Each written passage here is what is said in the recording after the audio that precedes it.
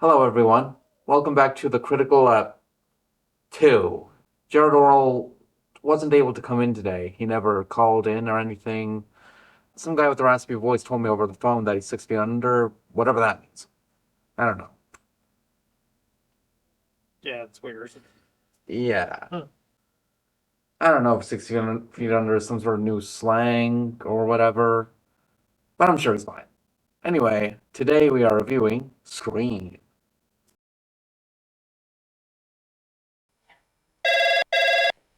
Hmm. Should I answer? You do know smartphones are a thing, right? What's your favorite scary movie? Oh, what's my favorite scary movie? Oh, haha, I get it. What? I get it, Mr. Funny Man. We're doing a Scream review, and you're doing your terrible impression of Ghostface. That's it. Yeah, You're dead. yeah. See you later, creep. Why do we even have this phone? Oh, wait a minute.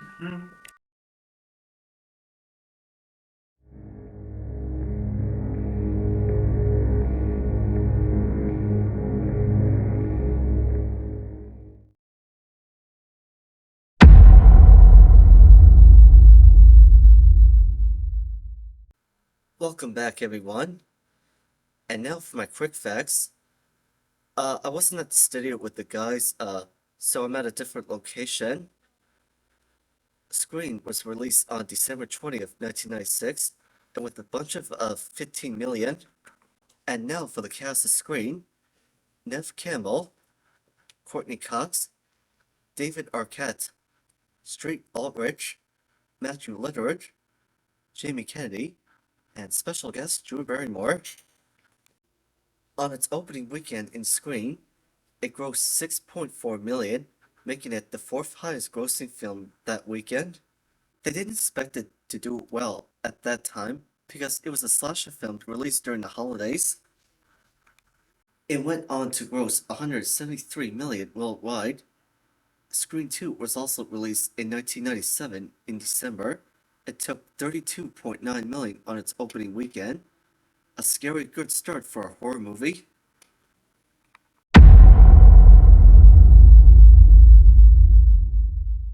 Spoiler. No. That's the wrong answer. We start off our movie in the town of Woodsboro, California, where a teenage girl named Casey is making popcorn and about to watch a movie. When all of a sudden, she gets a call on her phone. The call is from this creepy voice who wants to play a game about serial killers and horror movies. Of course, Casey is very reluctant to play. She makes a threat saying that her boyfriend is going to kick his butt, essentially. And the killer says, your boyfriend would have to be Steve. The voice tries to gets Casey to play a game to save Steve's life. But she gets one of the answers wrong, causing Steve to get murdered by an unknown killer. This is when Casey starts to get really freaked out and starts to call the police. The killer's there. And all of a sudden, the killer storms in from the kitchen door. And she goes in to hide. This leads into a chase outside. And of course, she tries to get her parents' attention before the killer shows up and starts stabbing her. Her parents go in and the stove is on fire because of the popcorn that's been left unattended. And both her parents come outside and they find her onto a tree. Shortly after Casey's death, we go over to Sydney's house. And Sydney's this teenage girl who's still traumatizing about the fact that her mother was murdered the previous year.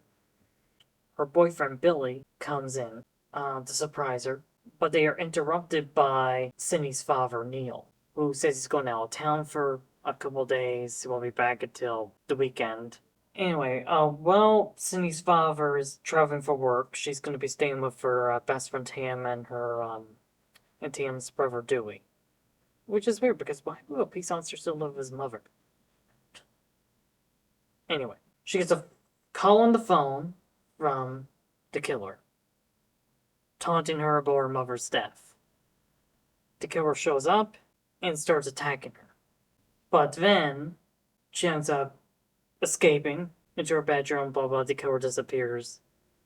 And her boyfriend, Billy, shows up into her bedroom again.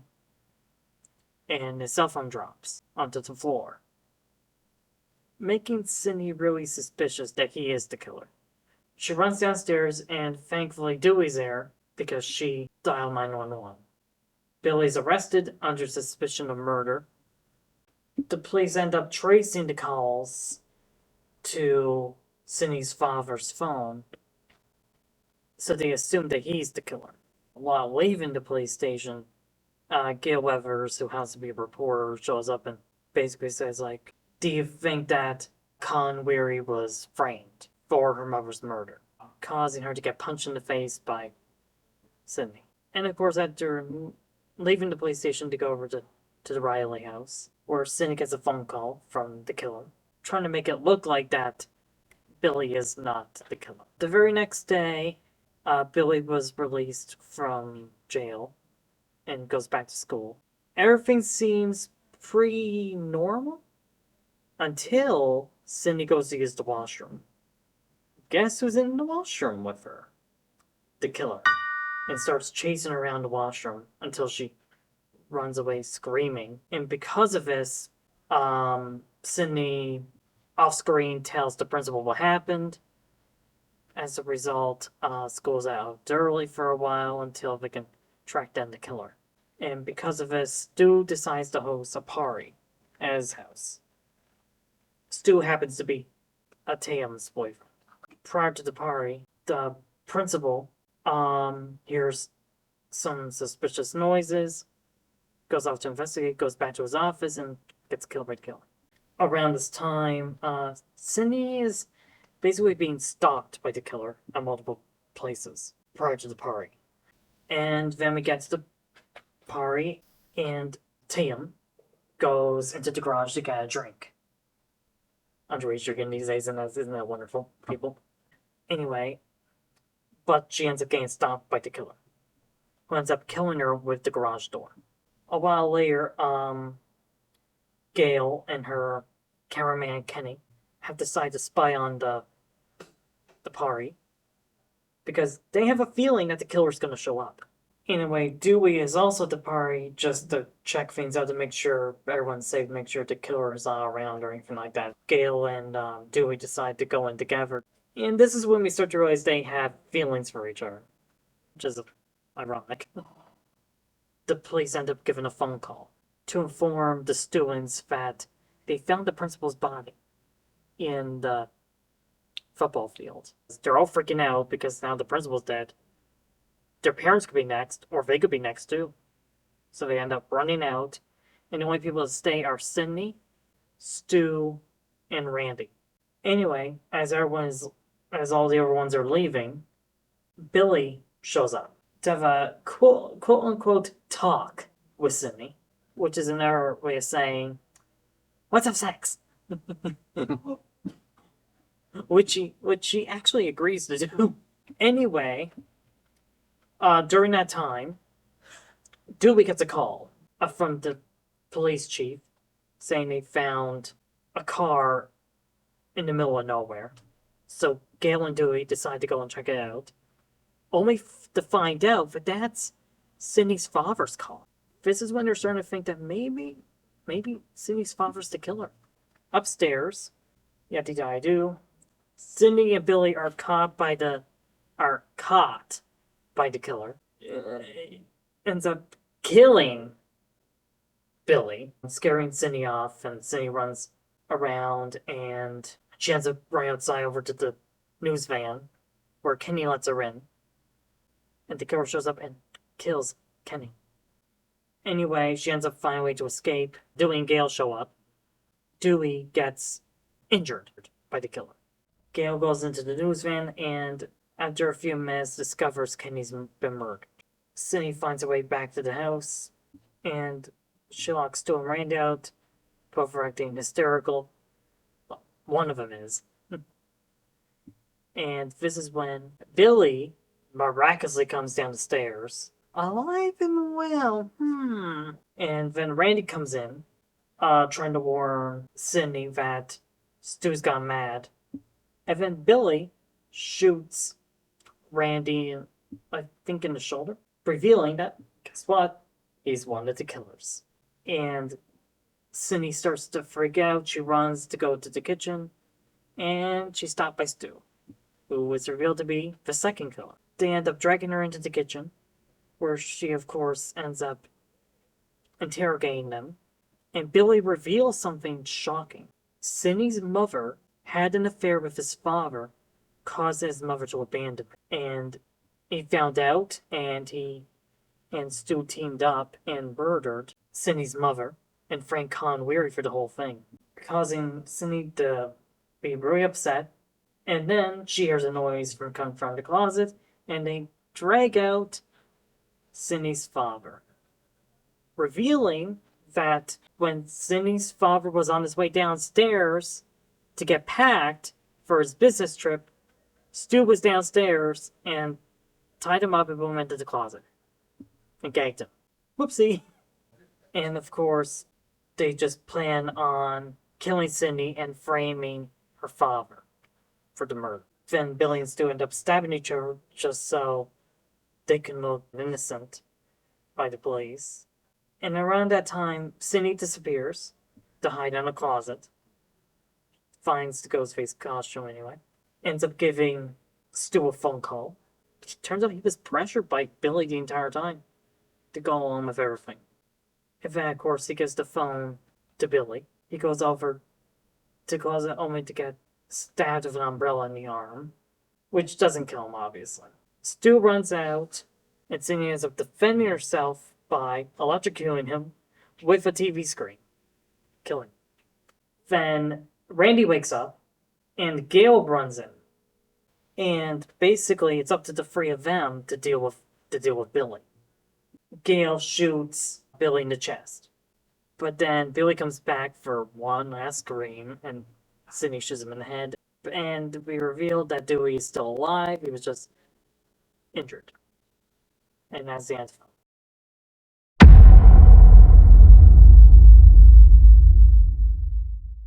Now it's time for my Phantom Factoids! Woo! Okay. First of all, Scream was released on December 20th of 1996. It was directed by Wes Craven, best known for The Last House on the Left, The Hills Have Eyes, A Nightmare on Elm Street, and The People Under the Stairs. Kevin Williamson, the screenwriter, would go on to create Dawson's Creek, The Vampire Diaries, The Following, and Tell Me a Story, and would write screenplays for I Know What You Did Last Summer, Teaching Mrs. Tingle, which he would also direct, Cursed, and Sick. The film took inspiration from Danny Rolling, aka the Gainesville Ripper, who murdered 5 college students in Gainesville, Florida in August 1990. Scream was developed under the working title Scary Movie. Funnily enough, this title would go to the Wayans brothers' hit parody film, which parodied Scream among other films it inspired. Wes Craven would be considered after Williamson watched Wes Craven's New Nightmare, a Nightmare on Elm Street installment which blended horror with meta writing. Craven initially turned down the opportunity to direct, but would finally budge after reading the script and wanted to get his career back on track. Much of the script was developed around one line: movies don't create psychos, movies make psychos more creative. Williamson felt that if he exposed slasher rules and played with them, the audience would be on edge. The famous opening scene where Casey Becker is killed was meant to parallel Janet Leigh's death in Psycho, killing off a character played by a celebrity to give the feeling that anyone could die. Williamson pursued the film because it was the type of horror film he enjoyed as a kid, but believed were no longer being made. He didn't initially believe the script would be developed, and intended to use it to garner attention and secure other work. Williamson had originally penned the script in 1994, and after taking Bob Weinstein's offer of $400,000 to $500,000, they began searching for directors. Directors like Danny Boyle, Tom McLaughlin, Sam Raimi, Robert Rodriguez, George Romero, Quentin Tarantino, and Anthony Waller were considered, but no agreements were secured as they interpreted it as a comedy instead of horror satire. Craven's interest was renewed after his proposed adaptation of The Haunting of Hill House was cancelled, and his horror comedy Vampire in Brooklyn was a flop. Williamson revised the script, removing gorier content, such as exposed organs and severed limbs, and adding in the principal's murder, as Weinstein said there was too long a period following the opening without any kills. Drew Barrymore was initially considered for the role of Sidney Prescott, but she requested the role of Casey Decker because it was the part she loved most. Mary Ann Madalena suggested that Barrymore wanted to leave the film, but took the smaller role to avoid disappointing the Weinstein brothers. Reese Witherspoon was also considered for Sidney, but she looked too young compared to the other actors. Molly Ringwald was also considered, but she felt she was too old for the role. Courtney Cox was cast as Gail Weathers, to play against her typical roles in sitcoms like Family Ties and Friends. Craven did not believe Cox could pull off the role, so she wrote him a letter assuring him that, and I quote, being a bitch wouldn't be a stress at all. Rose McGowan's agent jeopardized her chance to play Tatum by insisting on a payment of $250,000 instead of the offered $50,000, which was lower than the $100,000 received by some other principal actors. Vince Vaughn was initially considered to play Billy Loomis, but was too ill to audition. To develop his character, Skeet Ulrich researched serial murders, psychological profiles, and outfitted his hotel room with punk rock posters and blacklights to get into character. Seth Green, Jason Lee, and Breckin Meyer were considered for the role of Randy, but the role was given to Jamie Kennedy. The voice of Ghostface, Roger L. Jackson, was hired based on his voice work for Tim Burton's 1996 film Mars Attacks. The filmmakers initially intended to dub over Jackson's voice with Tom Kane, but Craven liked his performance. Now here's something really juicy. The Ghostface mask was first developed for novelty stores during the Halloween season between 1991 and 1992 by Funworld, as part of their Fantastic Faces line. The mask was called the Peanut-Eyed Ghost, with the final design approved by Vice President Alan Geller. Now, here's the thing. The design was stolen. The Peanut-Eyed Ghost mask design was lifted from a Whaler Ghost mask created by Alterian ink artist Lauren Gittins in 1990 and 1991 for Alterian's Ghost Factory collection. Mary Ann Madalena discovered the Peanut-Eyed Ghost mask while inside a house for talent scouting and brought it to Craven. Since they weren't sure if they could obtain the rights to use the mask, K&B Effects Group designed a slightly modified version of the mask with narrower eyes, just in case. You can see it in the scene where Ghostface stabs Casey Decker and murders his principal. It was Funworld's licensing director, R.J. Torbert, that decided on the name Ghostface. Anyway, that'll be all.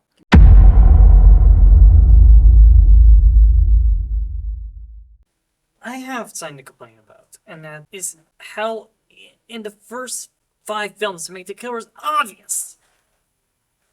Like, come on. Billy? Come on. Oh, my cell phone fell just on the floor. I'm not the killer, I'm not the killer. Stu, I mean, come on. The person at my house. Okay. And that makes you not the killer because... What? Oh, I'm a huge fan of horror films. Oh, you think I'm dead? Oh, no. You didn't see me die. Oh, I'm hosting this stab thing with my best friend. Really? And that makes you not the killer? We're smart! We can figure out by a landslide! The good thing is you did grow up a bit when you did Scream 6. Bravo. But the first 5 films? You give it away! Ugh.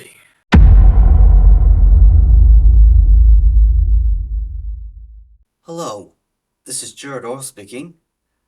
My top 5 lists of horror movies are 1. The Exorcist, 2. The Sixth Sense, 3. The Shining, 4. The Conjuring, and 5. Get Out. Number 1. Why do I like The Exorcist? It's about a woman who is possessed by a kid, and the kid becomes evil though, and the only way is to cure it, if only to make it feel better. If anyone hasn't seen The Exorcist, you have to watch this movie. Also, have you ever seen The Exorcist Believer? That was released last year. I would say it's a good movie, but I would have to stick to the original. Next, The Sixth Sense. The Sixth Sense has to be one of the best thriller movies of all time. Bruce Willis was perfect as Dr. Malcolm Crowe. Haley Joel Osment is awesome as Cole. And the best director I like is M. Night Shyamalan. who brought you Unbreakable, Signs, The Village, Split, Glass, Knock at the Cabin, and I also want to see that new movie that he directed, is Trapped. Definitely one of the best M. Night Shyamalan movies I have watched it. It's well worth watching on your list. Oh, I wouldn't forget the quote, "I see dead people." Next, The Shining. The Shining has to be one of the best horror movies of all time. Stephen King wrote the book. Jack Nicholson is awesome as Jack Torrance. He plays a good and a bad guy. Shelley Duvall is good as Wendy. If anyone hasn't seen this movie, I suggest you should watch it. Oh, I wouldn't forget about the other quotes. "Here's Johnny," or "Red rum, red rum," and "Come play with us, Danny, forever and ever and ever." Next, The Conjuring. The Conjuring has to be one of the scariest movies of all time. When I first saw this movie back in 2013, I was on the edge of my seat. A lot of jump scares though. Patrick Wilson is great in this movie. It made so much money at the box office. You have to watch this movie. I dare you to go see it. And finally, Get Out. Get Out is awesome. Jordan Peele, who directed, he directed Us and Nope. It's about a girl who takes the guy and meets her family. But then something weird is like happening. If anyone hasn't seen this movie, go see this movie. I definitely recommend it. Not scary in the beginning, but probably scary in the end. Man, for some reason I have this terrible headache. This is my top 5 slasher movies. Number 5 would be Terrifier 2. Directed, written, and with special effects all done by one man, Damien Leone. Terrifier 2 is a bloody good time, with a killer performance by none other than David Howard Thornton, an absolutely stunning final girl played by Sienna Shaw. And next up is number 4, which would be Wes Craven's New Nightmare. After the disappointment that was Freddy's Dead, well, let's just say the Nightmare on Elm Street franchise was in desperate need of being revitalized. And who better to revitalize it than its original creator, Wes Craven. With New Nightmare, he injected some much needed and refreshing meta humor. And in fact, it was New Nightmare that would actually land him a directing job on screen. And with number 3, there's Black Christmas. Now this is an absolute slasher classic, or a slasher if you will. It's a slasher movie that you can watch at both Halloween and Christmas time, and how can you go wrong with that? And in fact, it was an inspiration behind John Carpenter's 1978 horror classic, Halloween. So without Black Christmas, we might not even have the slasher genre as we know it. And number 2, of course, is Scream. Now, it cannot be understated how important this movie is to the slasher genre as a whole. Since the 90s, it was considered a bit of a dead zone for slasher movies. That was until 1996, when Wes Craven and writer Kevin Williamson would collaborate to create Scream, which posited the idea of what if you put real life people into a horror movie situation. And it had this perfect blend of dark humor, but also maintaining the fact that it was still a horror movie. And in fact, I think that the effects of Scream and its impact are still felt to this day. And number 1 would have to be, of course, Halloween. This is an absolute staple of the slasher genre. The reason it's so effective even to this day is that there's so much left to the imagination. When a lot of people think of the slasher genre, they think of overly gratuitous gore. Whereas I would class Halloween as having plenty of thriller elements that still manage to keep it chilling. And not to mention, it also gave us Jamie Lee Curtis, one of the definitive final girls. And also, who can forget Michael Myers, who continues to inspire horror movie villains to this day. Anyway, that'll be it for my top 5 slasher movies. I'm going to go see a doctor. I'm going to give you my top 5 family-friendly Halloween movies. Number 1, Beetlejuice. It's fun. Beetlejuice is fun. I like the plot. I especially love the dinner scene. Number 2, Hocus Pocus. I like the witches. I like when they do it was behind you. Bette Midler is perfect. Number 3, Tower of Terror. Tower of Terror is like a Disney TV film that premiered on ABC. I find it entertaining, especially by the end. Corpse Bride. The Corpse Bride is really fun. The animation actually works. And there's one particular song I actually love. And finally, Ghostbusters. The original Ghostbusters. I find the ending really entertaining. I actually love when they go into the library near the beginning of the film. That part always creeps me out, but it's in a good way. What the hell? A phone call? Just ignore it. Don't pick it up, man. It might be something important.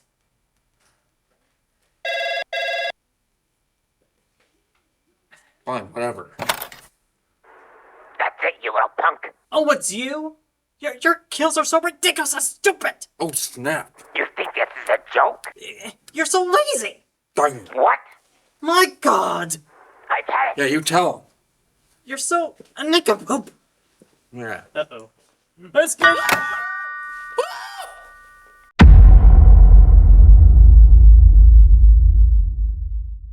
Today's guest is Josh Barnes. Hello, Josh. Hi, Mason. So, tell me, what is your favorite scary movie? Okay, so my favorite scary movie is The Shining. It's starring Jack Nicholson. What is your favorite aspects of the movie? So my favorite aspects of it would be the music in it, the creepy music that builds up to each scene, and the camera work in it is really spooky too. Interesting. Who's your favorite character and why? So my favorite character in that one would be the father, the main villain, Jack, and he is played by Jack Nicholson. Why is Jack your favorite character? To me, I think he's a perfect horror movie villain because he's very angry, he's very scary, he really pops out at you, and a lot of the movie is him, chasing people down. So that's pretty good if you like a scary movie. Who's your favorite actor? So favorite actor, would be like a Robert De Niro or a DiCaprio, but in that movie, Jack Nicholson's really good. What is your favorite scene in The Shining? My favorite scene in The Shining that I always think of is when he's at a bar and it shows there's nobody there, but he's talking to ghosts who only he can see, and they're really getting scary and getting him angry at his family. So that's a good scene. Is there any particular movie you recommend to our viewers?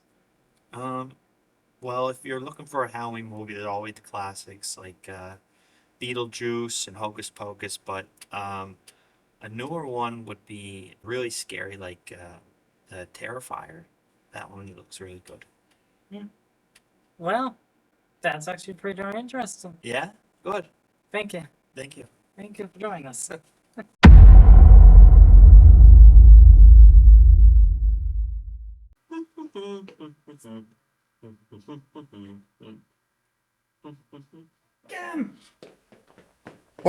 What the hell? What the hell are you doing?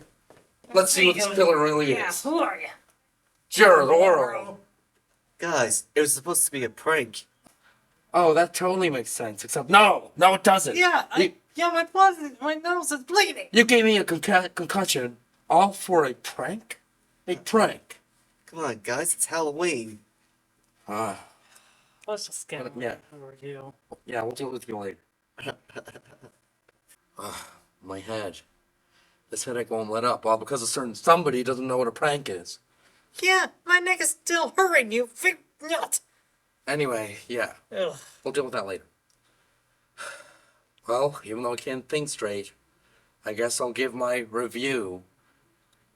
I would say generally, Scream holds up, except for a few little points. Now, as we brought up earlier, the killers, for the most part, are far too predictable, and I think the foreshadowing is way too on the nose. However, I feel like the meta humor more than makes up for that. And you also have to consider that when it came out, the 90s was sort of a dead zone for a lot of slasher series. So when Scream came out, at the time, is considered to be something very revolutionary, and thus would influence a lot of the slasher franchises going forward. But I would say generally, while there are still a few weak points, I'd say overall, Scream is very much deserving of its status as a slasher.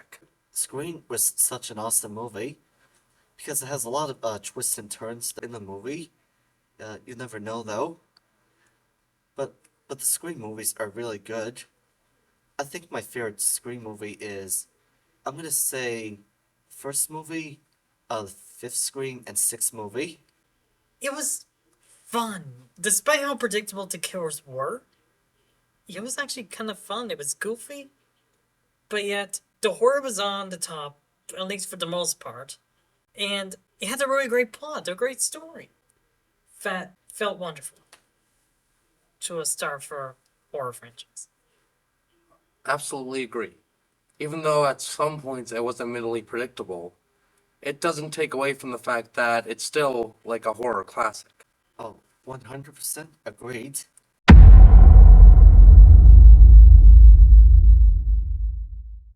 I rate this movie 9 out of 10 ghost faces.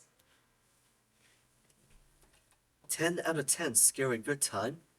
A fun bloody film for all horror fans. The storyline was funny, scary, and entertaining to watch this Halloween season. To all of the ghost faces out there, Okay. I rate this 9 murder victims out of 10.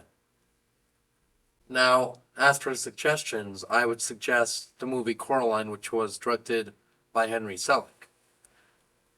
I think of it as a scary good time for all ages. my Halloween suggestion is to go watch is Beetlejuice. Technically, it was directed by Tim Burton. He directed the original Beetlejuice that stars Michael Keaton, Catherine O'Hara, Winona Ryder. Beetlejuice is such an instant classic. It's funny, scary, and entertaining. And the new one is also an instant classic. It has a new cast too. Justin Theroux, William Duvall, and Jenna Orger from Scream 5 and 6. I recommend for this Halloween season watch Final Destination. The kills are pretty impressive. It might spook you a little bit. Thank you for watching, and the juice is loose. Oh my god. Wait, who the hell are you? Who are you? Who are you?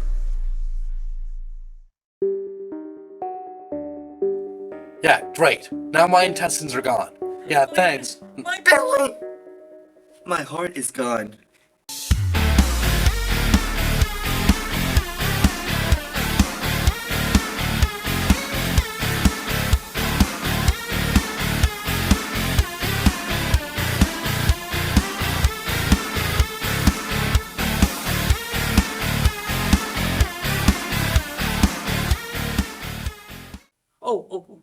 Hello!